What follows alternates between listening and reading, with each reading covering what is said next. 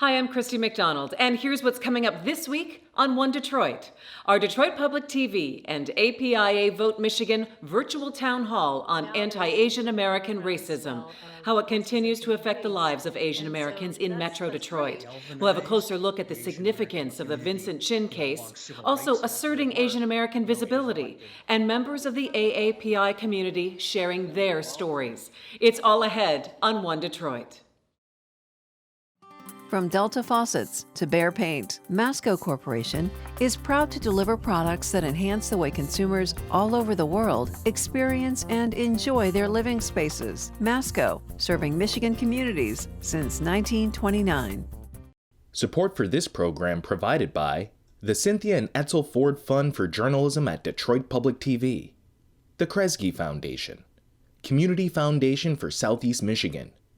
The DTE Foundation is a proud sponsor of Detroit Public TV, among the state's largest foundations committed to Michigan-focused giving. We support organizations that are doing exceptional work in our state. Visit dtefoundation.com to learn more.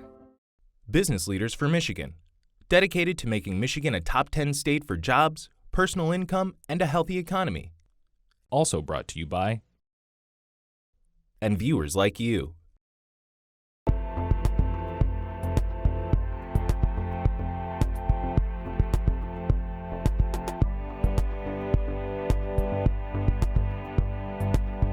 Hi there, and welcome to One Detroit. I'm Christy McDonald. Thanks so much for being with me. You know, each week you can watch One Detroit right here on Detroit Public Television, but we also expand our conversations with town halls and community meetings off the air. It's part of our effort to connect with you in a different way and bring a broader understanding of the diverse communities that make up the places where we live. So to commemorate Asian American and Pacific Islander Heritage Month, Detroit Public TV, along with APIA Vote Michigan, recently held a virtual town hall. It was called How We Got Here, the Asian American Experience in Metro Detroit. And it focused on the history of anti-Asian racism and how it continues to affect the lives of Asian Americans here in Michigan.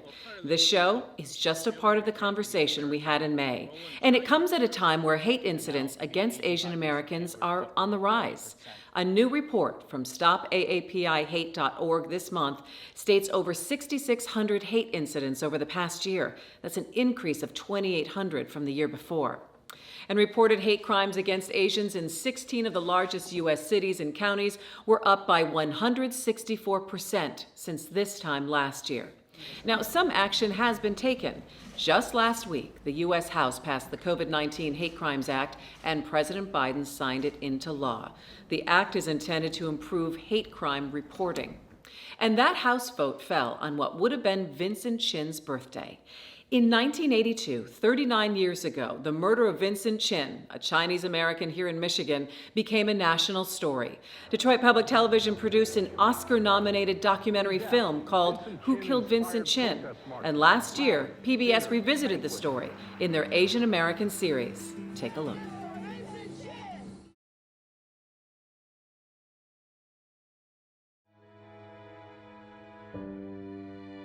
A week before his wedding, he was out with his buddies at a bar in Detroit. Inside the bar, 43-year-old Ronald Evans, a foreman at a Chrysler auto plant, and his 23-year-old stepson, Michael Nitz, taunted Chin, mistaking him for Japanese and accusing him for the economic downfall of the U.S. auto industry. The fight ends up outside, where the assailants hunt down Chin and his friends. According to witnesses, Evans took this bat out of the trunk of his car and repeatedly used it to hammer and crush Chin's skull. As his friend held him, his last words were, "It isn't fair. It isn't fair." Vincent's killers plead guilty to manslaughter and face 15 years in prison. But Judge Charles Kaufman sentences them to 3 years probation and a $3,000 fine. He says, these aren't the kind of men you send to prison. I think the Vincent Chin murder was shocking to a lot of Asian Americans, not because it represented something new, but that it actually represented something old. It reminded Asian Americans that progress hadn't really been made. In 1882, you could kill a, quote, Chinaman and get off paying $1. In 1982, you can kill an Asian American and get off paying $3,000. This was not justice, but there wasn't an organization that existed to stand up and say, this is wrong. What began out of that was meetings that started with 4 people, 10 people, 20 people, 100 people, and people were talking about, what can we do, what can we do, what can we do? I raised my hand and I said, the world wants to know how the Asian American community feels about this. In depth, Vincent Chin inspired protest marches, rallies, dinners, banquets.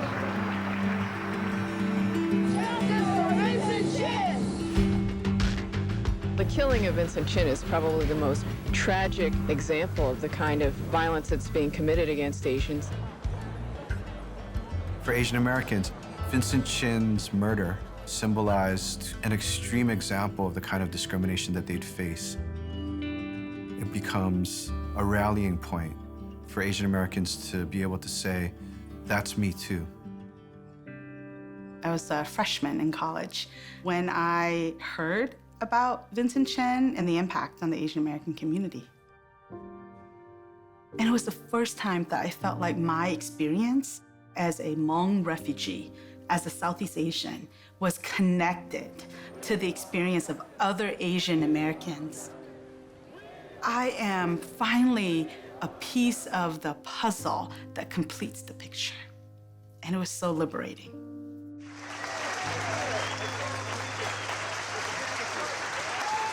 Civil rights organizations of every kind came forward, as well as individuals.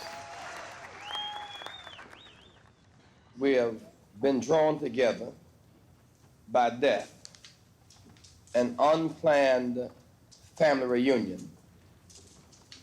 Our hearts are made heavy by a mother who sits here with us, whose son was brutally killed just because he was. What can we do in the aftermath? Those who live, we must redefine America so everybody knows everybody fits in the rainbow somewhere.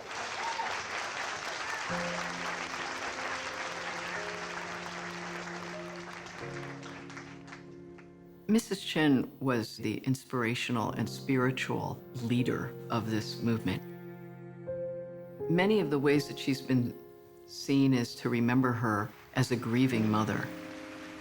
But to know her, she was a strong, outspoken woman.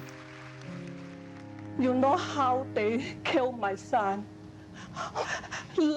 Kill my son looks like a killed animal like that. Like they kill an animal, yes, ma'am. This made me really angry. Yes, ma'am.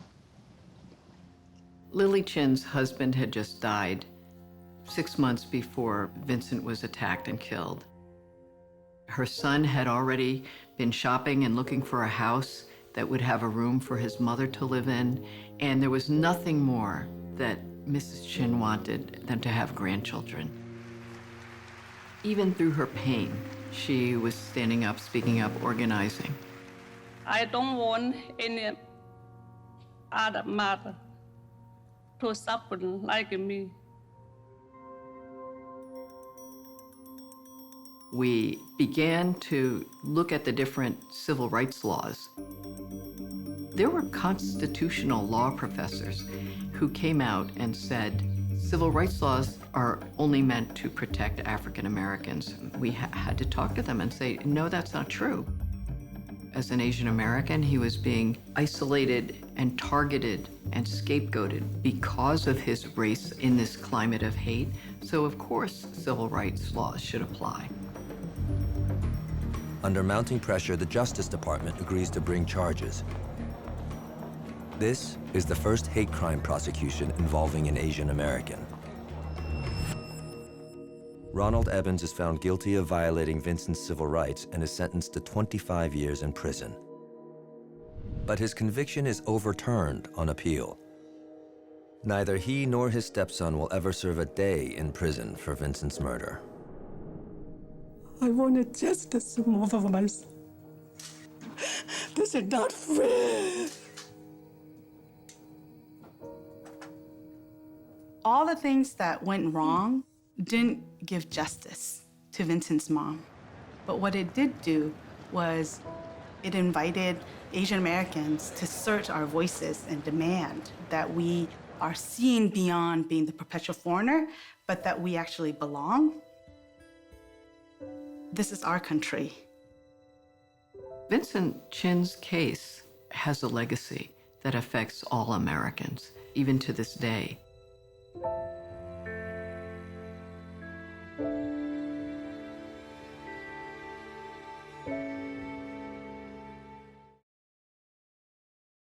One Detroit senior producer, Bill Kubota, moderated the town hall, and he talked with Roland Hwang and Jim Shimoura. They are two attorneys key in the fight for justice that united Asian Americans back in the 1980s. And he also spoke with author Paula Yoo, who has a new book called From a Whisper to a Rallying Cry, The Killing of Vincent Chin and the Trial That Galvanized the Asian American Movement. I will say that I'm a Gen Xer. I just turned 52 this year, and I first heard of Vincent Chin when I was in college. That was when Who Killed Vincent Chin had come out. And I really started thinking about Vincent Chin in 1993 when I was writing for the Seattle Times, and I got a job offer to come to the Detroit News. And I remember the first thing I thought of, as did many of my Asian American journalist friends, was, it's a great opportunity, but what about Vincent Chin? Is Detroit not the best place for an Asian American to be in? Because Vincent Chin had just been killed barely a decade earlier. So the reason why I decided to write this book and aim it towards the young adult high school audience is because I believe that this history needs to be taught. What was it like that in the 80s, things have changed a lot since then? What was it like being an Asian American in Detroit back then? And then how hard was it to rally the folks on all of this regarding the killing of Vincent Chin? Well, back in the 80s, the Detroit community was quite small. I believe the census showed we had about 35,000 people in the Southeast Michigan area, which is microscopic if you think about it, an area which has almost 4 million people living. Add to it, we were in the middle of a crisis with the auto industry, deep recession. Industries pulling up stakes faster than you could say single business tax. I've had enough of 82. It has to get better. And so it must be. For Detroit, 1982 was the year the recession became depression by proclamation of Mayor Young. Now, back then it was called Japan bashing, but quite frankly, if you're Asian in appearance, it doesn't matter who you are. You could be Korean, Chinese, Japanese, Filipino, Vietnamese. We're all the same. But many of their verbal bullets aimed at the Japanese government and car makers have strayed off course and are hitting home instead. I've been followed down the road by hostile people screaming out the window of their car, brandishing weapons in the window and everything else, and I've come very close on several occasions to having a serious confrontation where someone probably would have got hurt. We got Japs, Chinese, any goddamn guy in the world working out on our line, and it don't bother us one bit. And if they had all the Japanese cars, this is not a prejudice situation. Which in some ways is very scary because even though as bad as it was back in 1982, 83, it's even worse now. We didn't have this large proliferation of attacks back then. It was more isolated, but now it's become a national epidemic. When I see the video, the kind of outrage, I think fervor that it raised in the Asian American community, not just locally, but nationally, it's deja vu all over again. We're seeing the same kind of dynamic now in 2021. And for me, it's very disturbing because I thought after 40 years, things would have changed, but again, it's the same, if not worse. And as I've told many people before, it's going to get a lot worse before it gets better, the current political environment. Well, part of the key was, Jim, you're Japanese American, Roland, Chinese American. Getting together, sort of a big deal back then. Well, we certainly had cooperation between organizations, the Japanese American Citizens League, the Association of Chinese Americans, a chapter of OCA. The Vincent Chin case really galvanized the Asian American community, along civil rights lines and civil justice lines. And so the importance of the case is paramount. It's a key case for the history of the U.S. and, Detroit history. There was a group that started, the American Citizens for Justice. I'd like you guys to talk a little bit about that. It started with a small group of people, including Helen Zia, the journalist, Jim and myself, and a couple of other lawyers, including Lisa Chan, and really a handful of people around a dinner table at a restaurant. And then it grew exponentially after each meeting. There was about 100 people that congregated in An Leong Hall in Detroit's Chinatown. And then we had a next meeting at Forward World headquarters with about 300 people there. And yet we didn't have access to the people we wanted to talk to, like the prosecutor. We had to enlist people in the civil rights community, the ADL, NAACP, Detroit Association of Black Organizations, to help us in a coalition to wedge the door open so we could have an audience with the UAW, with the prosecutor, and with the judge, that sort of thing. So it was really a momentous occasion of coalition building then, and that continues now in the current environment. So this organization was quite remarkable when I think back and look at it, because of the fact we were able to coalesce all these different, very disparate groups and bring them under one roof in order to be able to carry the fight. And I think that for all of us who worked on it back then, it's one of the proudest things I think we've ever done. There's still a lot of that goodwill even to this very day. And I think I know I'm talking to Roland over the years, we're really happy that the fact that we were able to at least build that part of it. What do we need to do to kind of get more awareness of general Asian American history for everybody? Bottom line is it's education. I mean, the fact that Illinois just announced that they're having a mandate where you have to teach Asian American history in depth in high school. And there's a state senator in New York who's also there's been a move now to try to get this into schools. I think the Vincent Chin case should be part of the curriculum because it is such a complex case where many elements of law can be discussed, whether it's equal protection, fair use of the civil rights laws affecting all people of color and all populations as opposed to just the black-white paradigm. And the idea of coalition building in the Vincent Chin case is something that can be replicated in other cases. And so I think it's a case that deserves study, both in K-12 and in college. And really, part of the invisibility of the case is also the invisibility of the Asian American AAPI community. And that's something that we have to work on, in K-12 curriculum. We're heading towards a multiracial, multi-ethnic, pluralistic society where people of color will be the majority over the next 25 years. And education at every level. The core of this is the fact that we are targets of anti-Asian violence. It's come in many different forms, many different ways over the last century and a half. But the fact is that this has got to be part of core curriculum. My mother was in Topaz concentration camp during World War II. And if you look at books even now, you might get one paragraph about Japanese American incarceration. Well, that's just, fine, but that's lip service of the worst kind. And it minimizes that. It's really like anything else. It's like Emmett Till or these other, historic events. It has to be preserved as part of maintaining, and especially for young adults going through school, that this is part of our history and you can't ignore it. Because to do so, we're going to repeat it. And what's going on now, folks, is a repeat. It's 1982 all over again.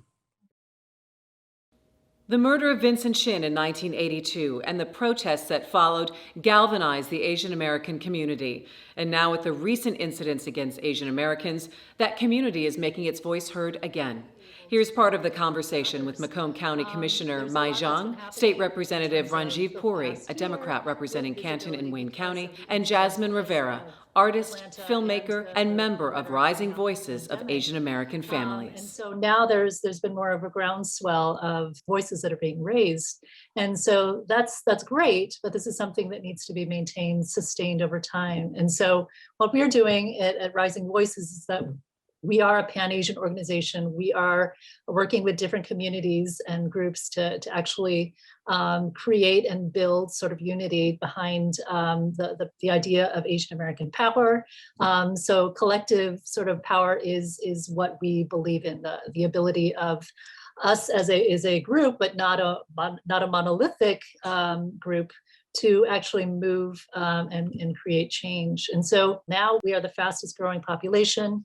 We have whole cities that are now pretty Asian. I mean, if you go to Canton right now, it has been transformed, Canton, Northville, Farmington Hills. And so we are no longer in white suburbia. And each of those communities have incredible stories and heritage. We have programs where we do storytelling sessions, we collect oral history. We're also doing an extensive photography project to build community and create a sense of unity. Commissioner Zhang and State Representative Puri, we want to talk to you about your stories, about how you got to where you are and why you are where you are as elected officials. I decided to run for office in January of 2020 last year, right before the pandemic hit. I'm a small business owner and a designer. I had just opened up my first storefront the previous year where I custom design all the clothing inspired by my Hmong heritage.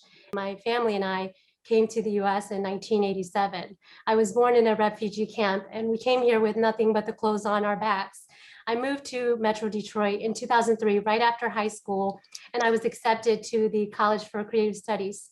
I graduated with my BFA in graphic design, and since then I've worked in advertising and marketing. I wanted to run for office because I've lived here for over 18 years, and I didn't see anyone in my community that reflected me, making the decisions that affect our community. I had to run a very tough campaign during a pandemic, knowing that at any time while going door knocking, I could be targeted for being Asian.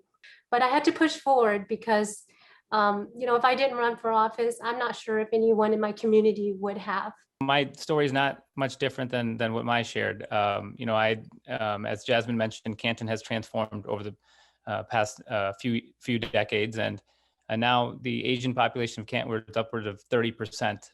But in that, there were no Asian elected individuals. And so it was a need for representation. But my seminal moment was, I think, more out of tragedy, unfortunately. I am a proud Asian American. My parents immigrated from northern India in the late 60s, early 70s. And so those lovebirds, could have settled anywhere between San Diego and New York City, and they picked a small town in Wisconsin, of all places. And so I was born there a number of years later. When immigrated in that time period, there wasn't a lot of people that looked like them. And so they did a good job meeting people. And as the community grew, being of the Sikh faith, they actually were instrumental in setting up that community and one of the first Sikh gurdwaras in Wisconsin. And so although I was not an immigrant myself, those ideals were obviously instilled at me, but that led me to get started working with President Obama. And it was the 2012 presidential campaign when, unfortunately, if you recall, there was a shooting where a white supremacist came into a Sikh Gurdwara in Oak Creek, Wisconsin, and opened fire in the name of hate and Islamophobia and killed 6 innocent souls. And so, unfortunately, people lost that day. Many of them were close family friends who had immigrated at the same time as my parents, and it just was a tremendous loss for our community, for my family. And, I had the privilege of having a couple intimate conversations with the president in which he looked me in the eye and he told me that the change you want to see starts with you. And just kind of seeing my family's story in that Sikh temple shooting kind of evaporate from the world news in a matter of minutes, because I think there was another shooting the next day. Unfortunately, just, made me realize that there wasn't the representation we needed, and I wanted to expand my platform to try to tackle some of those inequities. And so, just got involved here locally, helped a number of campaigns, kind of learned how things work, and then ultimately had the opportunity to run for state representative here in Canton. Well, how many Sikhs are there up there at the State House? I am actually the first elected Sikh American in Michigan's legislative history. I don't say that with any pride, though. I just think I'm the first person of color actually to hold this seat. And this is one of the most diverse areas in Michigan, one of the most rapidly diversifying districts in the entire state. And so for me to be saying this in 2021 just speaks to volume, just to how far we still have to go. Unlike the House, we are very small. We're 13 Board of Commissioners. And so everyone has gotten a chance to know me. And being Asian American can be very isolating because oftentimes you're the only one. In anything, you have to learn how to build relationships with people. And so when they understand you and you give them a chance to learn about you, they will respect you and listen to your voice. We have a right and entitlement to our participation. Our generations are beginning to transform into a group that is becoming more and more entrenched into the American identity rather than immigrant and new immigrants. So we're now reaching that point, which I think is very, very good. And finally, as we continue to mark Asian American and Pacific Islander Heritage Month, Detroit Public TV, in partnership with WDET Radio, is working to amplify the voices of Southeast Michigan's AAPI community by inviting them to have meaningful conversations and share their stories all throughout the year. If you want to check out those conversations, see more from the town hall, or just find a list of local and national AAPI resources, just head to our website at onedetroitpbs.org. That is going to do it for One Detroit this week. Thanks so much for watching. Take care, be well, and I'll see you next time. You can find more at onedetroitpbs.org or subscribe to our social media channels and sign up for our One Detroit newsletter. From Delta Faucets to Behr Paint, Masco Corporation is proud to deliver products that enhance the way consumers all over the world experience and enjoy their living spaces. Masco, serving Michigan communities since 1929. Support for this program provided by the Cynthia and Etzel Ford Fund for Journalism at Detroit Public TV, the Kresge Foundation, Community Foundation for Southeast Michigan.